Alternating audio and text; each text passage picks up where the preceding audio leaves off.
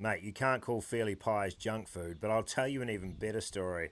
I was driving back from Dunedin to Cromwell and ended up stopping in Ranfurly for a charge. And if you've been to Ranfurly, you know there's not much going on during the peak of times. I went into the Ranfurly Hotel, I think that's what it was called, and I ended up betting on the dogs and the trots and walking away with $100, which I thought was pretty cool. I totally agree with you. EVs have depreciated a lot in the last couple of years. There's no denying that. I bought my Hyundai Konas in 2020 for about 80 grand with a clean car rebate. I think they're probably worth $25,000 to $30,000 now with 120 Ks on the clock. We kind of have to remember why that is. It's not necessarily because the cars have got worse or they've deteriorated. That's not really where the depreciation comes from. What's actually happened is electric vehicle technology has just gone so far in the last few years. You can now buy better and better cars for cheaper and cheaper prices new. So, of course, the second-hand vehicles aren't going to hold on to their value.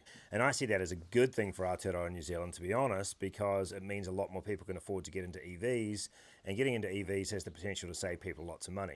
You're right, like EVs, there are some inconveniences to them, and that's mainly the destination charging, right? You have to stop for quite some time on your roadie to basically charge the car.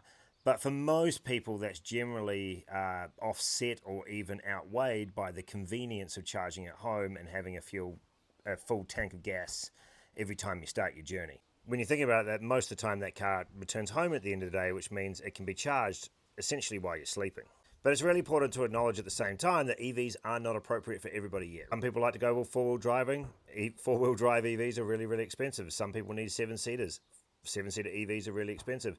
Some people need a lot of towing range for the boat or the caravan. The point is really just to understand the advantages and the limitations and weigh that up with the financial benefits. And I'm a massive fan of personal freedoms. At the end of the day, it's entirely your choice, and it's not really anyone's right to give you a hard time about what type of vehicle that you drive. As long as you have all the information available, you'll make the right choice for your family and for yourself.